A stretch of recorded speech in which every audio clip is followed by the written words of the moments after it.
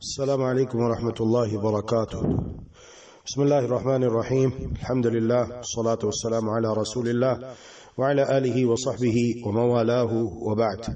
آج ہم پڑھیں گے کتاب عمدۃ الاحکام سے تیمم کا باب نمبر 7 ہے، حدیث نمبر 36 ہے۔ عن عمران بن حسين رضي الله تعالى عنه أن رسول الله صلى الله عليه وسلم رأى رجلا معتزلا لم يصلي في القوم فقال: يا فلان ما منعك أن تصلي في القوم؟ فقال: يا رسول الله أصابتني جنابة ولا ماء. فقال: عليك بالصعيد فإنه يكفيك.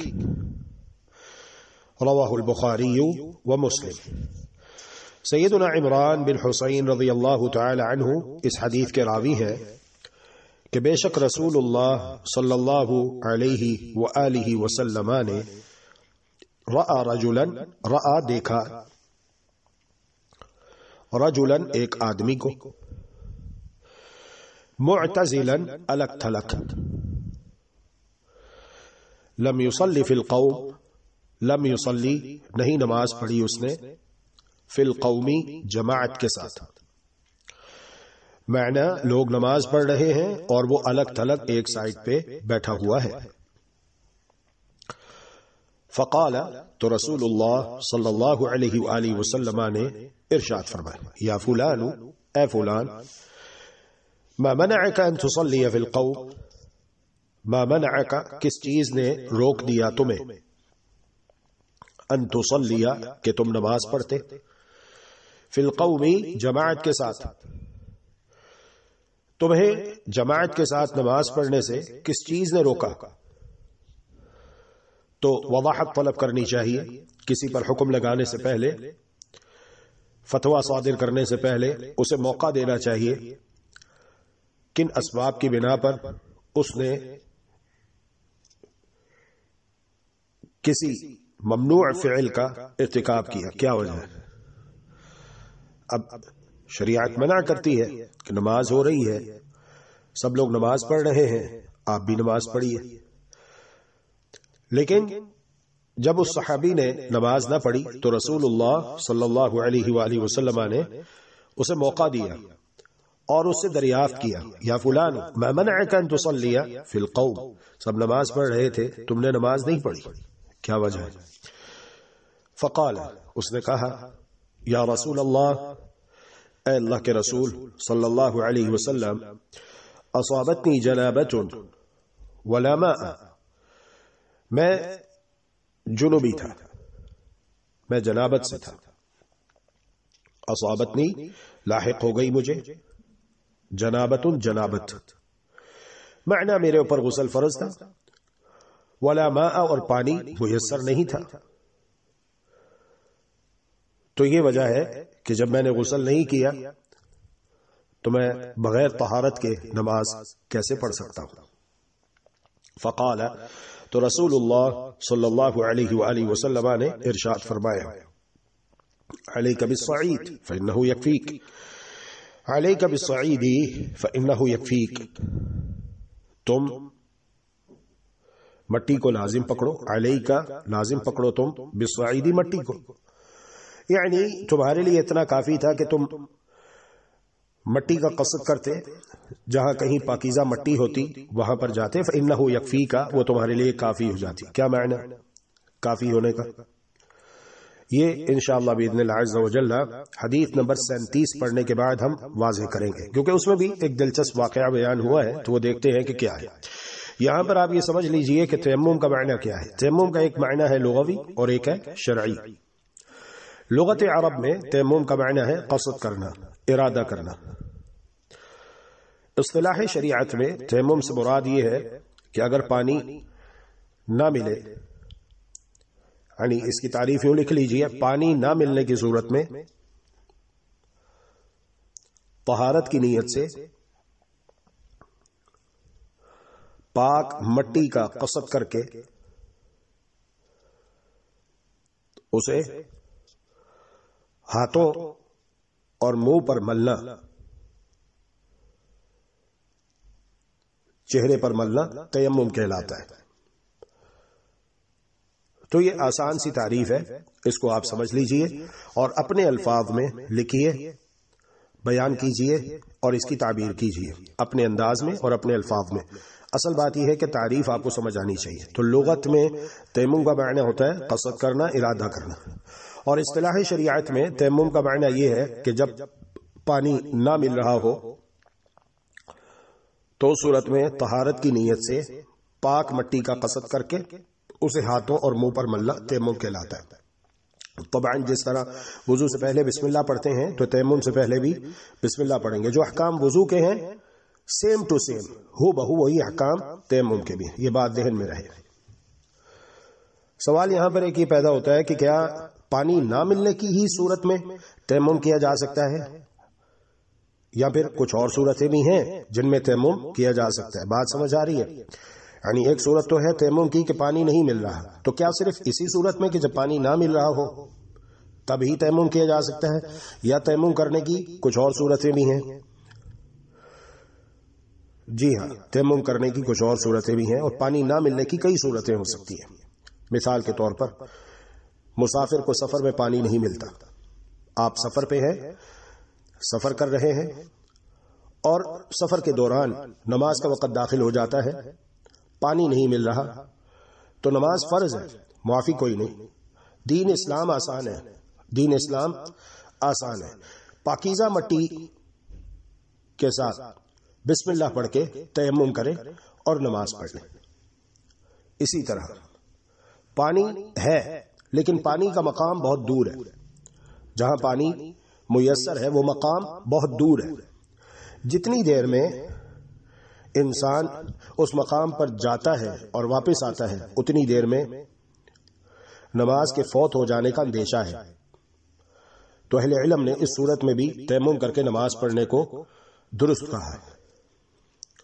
اسی طرح بسا اوقات ایسا ہوتا ہے کہ پانی تو موجود ہے، پانی تو موجود ہے لیکن انسان مریض ہے، بیمار ہے، اس کی صحت اجازت نہیں دے رہی پانی استعمال کرنے کے لیے، تو وضو کرنے سے مریض کو مرض کی زیادتی کا خطرہ ہو تو اس صورت میں بھی پاکیزہ مٹی کے ساتھ تیمم کر کے نماز پڑھ سکتے ہیں، کیونکہ دین اسلام آسان ہے، دین اسلام آسان ہے۔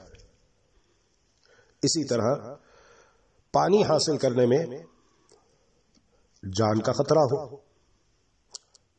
اہل علم نے اس کی صورت یہ بیان کی ہے کہ گھر میں پانی موجود نہیں ہے، باہر کرفیو ہے، باہر کرفیو نافذ ہے۔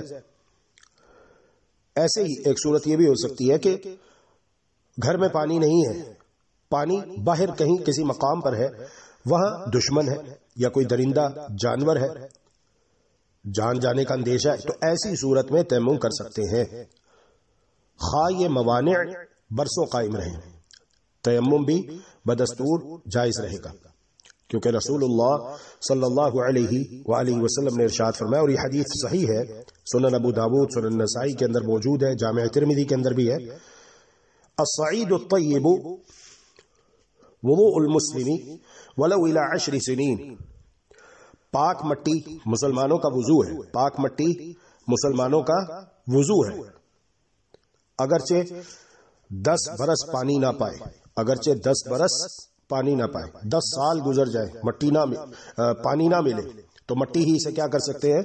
تیمم کر کے نماز پڑھ سکتے ہیں۔ صحیح روایت ہے، سنن نسائی، جامع ترمذی، ابو داؤد وغیرہ کے اندر موجود ہے۔ تو دین اسلام آسان ہے، دین اسلام آسان ہے۔ تو یہ 5 صورتیں پانی نہ ملنے کی جنہیں الحمدللہ ہم نے تفصیل کے ساتھ بیان کیا۔ اب آئیے حدیث نمبر 37 پڑھتے ہیں۔ عن عمار بن یاسر رضی اللہ تعالی عنہ، سیدنا عمار بن یاسر رضی اللہ تعالی عنہ روایت کرتے ہیں، سید الانبیاء جناب محمد الرسول اللہ صلی اللہ علیہ وآلہ وسلم نے کہتے ہیں، بعثنی بھیجا مجھے، بعثنی بھیجا مجھے رسول اللہ صلی اللہ علیہ وسلم فی حاجت، حاجت حاجہ کہتے ہیں کام کو، حاجت ہوتی ہے نا حاجت کام، تو رسول اللہ صلی اللہ علیہ وسلم نے سیدنا عمار بن یاسر رضی اللہ تعالی عنہ کو کسی کام سے بھیجا. فأجنبت، میں جنوبی ہو گیا، مجھے جنابت لاحق ہو گئی. فلم اجد الماء، تو فلم پس نہیں، اجد پایا میں نے، الماء پانی. فلم اجد الماء، میں غسل کرنا چاہتا تھا لیکن غسل کرنے کے لیے پانی مجھے میسر نہ آیا. تو میں نے کیا کیا؟ فتمرغت فی الصعید کما تمرغ الدابة، فتمرغت پس لوٹ پوٹ ہوا میں، فی الصعید مٹی میں، کما جیسے، تمرغ الدابة لوٹ پوٹ ہوتا ہے جانور. جانور زمین پہ لیٹ جاتا ہے اور مختلف پہلو بدلتا ہے، کبھی دایاں پہلو کبھی بایاں پہلو، اور خوب اچھے طریقے سے اپنے جسم کو مٹی سے بھر لیتا ہے، غبار آلود کر لیتا ہے، گرد آلود کر لیتا ہے. تو کہتے ہیں کہ میں نے بھی اسی طرح کیا. ثم اتیت النبی صلی اللہ علیہ وسلم، تو اس کے بعد رسول اللہ صلی اللہ علیہ وآلہ وسلم کے پاس میں آیا. فذکرت ذلک له، یہ سارا واقعہ میں نے اللہ کے رسول صلی اللہ علیہ وسلم کی خدمت اقدس میں بیان کیا. فقال، تو آپ نے ارشاد فرمایا، انما كان يكفيك ان تقوم بيديك هكذا، انما بے شک، کانا تھا، یکفی کا کافی تمہارے لیے، ان کے، تقوم کرتے تم، بیدئی کا اپنے دونوں ہاتھوں کے ساتھ، ہاکذا اس طرح. انما کان یکفیک ان تقوم بیدیک ہاکذا، تمہارے لیے اتنا ہی کافی تھا کہ تم اپنے دونوں ہاتھوں کے ساتھ اس طرح کرتے. کس طرح کرتے؟ وہ پھر کر کے دکھایا اللہ کے رسول صلی اللہ علیہ وسلم نے کہ اس طرح کرتے.